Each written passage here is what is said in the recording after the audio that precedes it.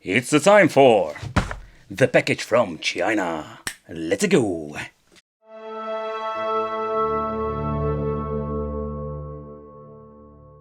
The Odroid N2 is already an older PCB. I have seen some videos of it, but I was just really curious, like what it is capable of when it comes to emulation.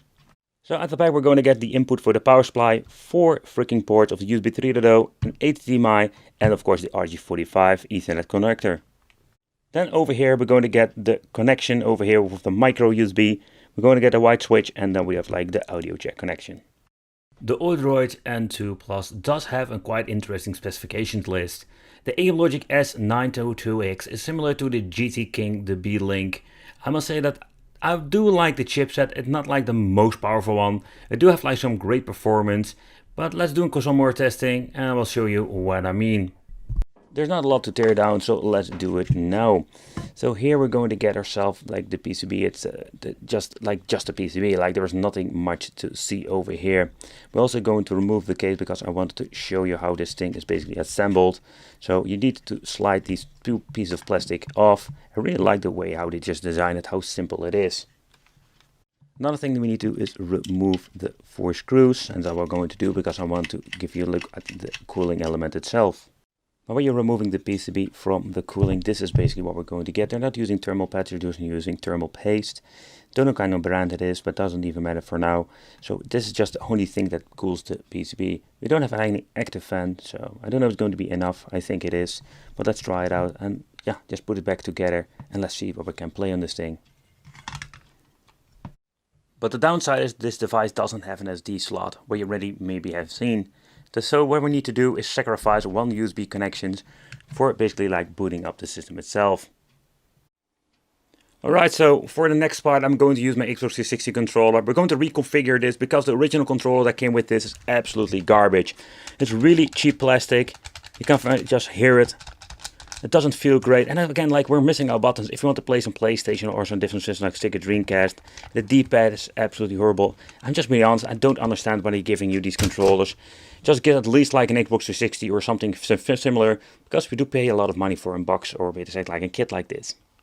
Okay, so the system have been booted up. I'm using the card reader came with it, or like this USB card reader. Holding it, we're going to get into the menu. So first need to set up the D-pad, up, down, left, right, start, select. Then we like A, B, X, and Y. They're being like basically like totally different on my controller, of course. Then we have like the shoulder buttons need to set up, and of course the trigger buttons. Then we have the left thumbstick, the button underneath, and then we have like up, down, left, right for the left joystick, and the same goes for the right one. So for the hotkey we can press select. I'm going to use the Xbox logo because we do have it, it has not been used at the moment. But that's okay, and we're ready to go. But let's take a close look what can we actually play in this. By the way, the menu itself, I don't really like it having the 2 characters of Chun-Li at front. Quite annoying to be honest, because yeah, you just need to look at the middle. There we see like what kind of platform you basically want to pick. But we do have like the same options with all the other systems. I mean like Raspberry Pi, Super Console X, you name it, Android box with Emulation or a PC with Batocera. So we're going to focus mainly on, let's say, higher end stuff. Think about PlayStation Portable, just to see what can we actually play with this. Because PlayStation Portable is a system that runs not perfectly on a Pi 4 and other systems, like especially the cheap ones. So there we're going to get the biggest difference. But also we're going to check out some old school 8-bit 6-bit stuff. Yeah. Okay, so let's take a close look at some Sega 32X. That is something that is not really like so demanding for a device like this. But you will be surprised how bad some of these, let's say, low-end systems run on a very powerful box. But so far so good, so indeed. Rah-rah! Okay, so the first thing I wanted to try out is 3DO. It's a quite difficult one to emulate, but I'm just going to be honest, like it runs like shit because it doesn't even like boot up the games. I've been trying some couple of games, Return Fire, Gex, and the same result is that we're going to get a blank screen after the title. Yeah, so great optimization. My ass, yeah.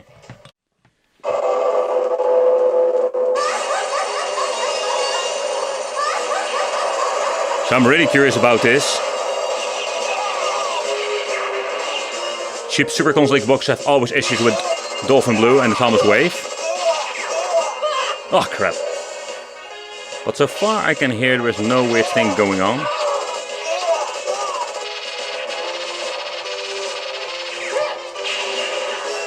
Let's get into the next part that is more demanding.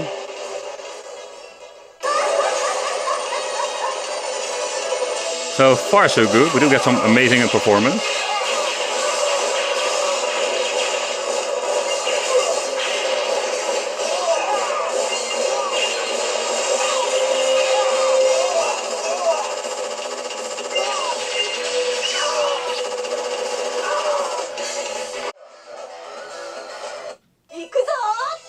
So let's get in some Sega Naomi.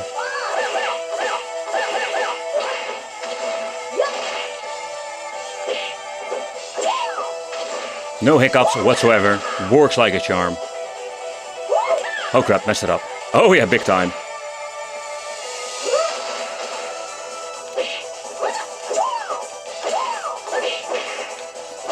Holy crap, this CPU is on a completely different level when it comes to the arcade one. Baba, here we go.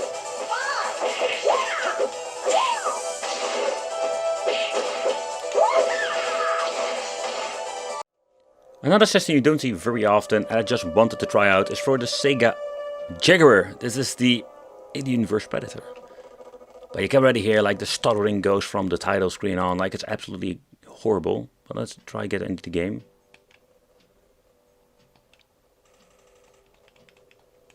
But it stutters all the freaking time. It's absolutely not optimized. And a little bit of a bummer.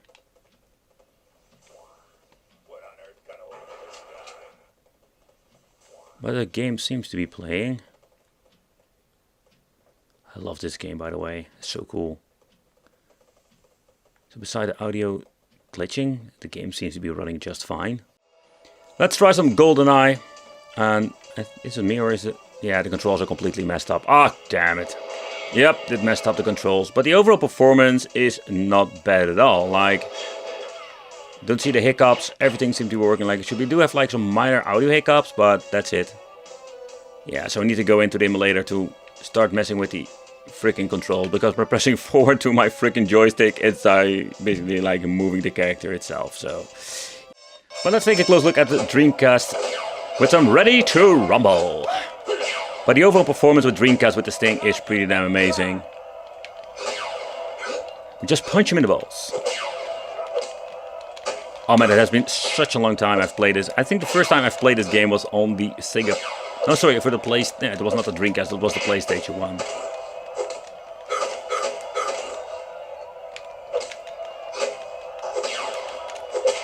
I don't know how to activate the rumble mode. No idea. Oh man, crap. There he goes. Oh crap.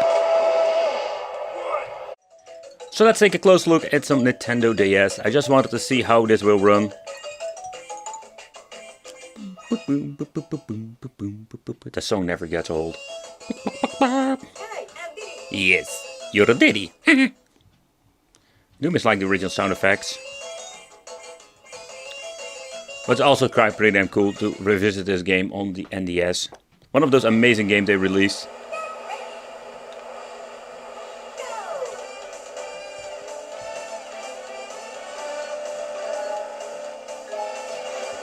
Let's see if we can change out the screens.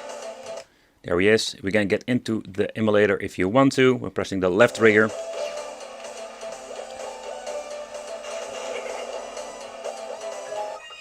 And of course we have all the other functions like normal.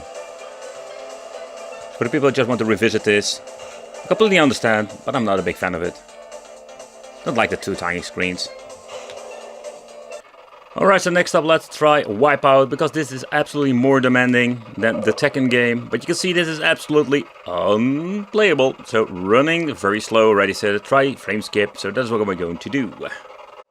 And with frame skip set to 1, we do have the option to play it. I'm quite disappointed with the system. Of course the Odroid N2 Plus is not like the latest thing that is out there, but I was curious what which we're just gonna expect in this year.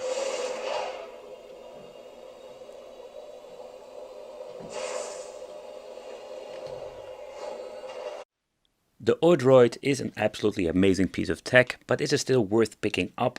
I think it's depending what kind of price you can buy it. This place, when it comes to Android boxes, super consoles, you know it's going to be very crowded with all kinds of PCBs and tech you can buy to play retro games. And this thing doesn't bring a lot to the table. Look at PlayStation Portable, didn't run perfectly, and in my opinion that is absolutely a big downside to this thing. Besides that, a lot of stuff does run well, but we have so many options we can play nowadays on these things, or better said, like other boxes for less money. But thank you for watching, consider subscribing, hit that little bell, become a Wicked family, and it would be great to see you in the next video.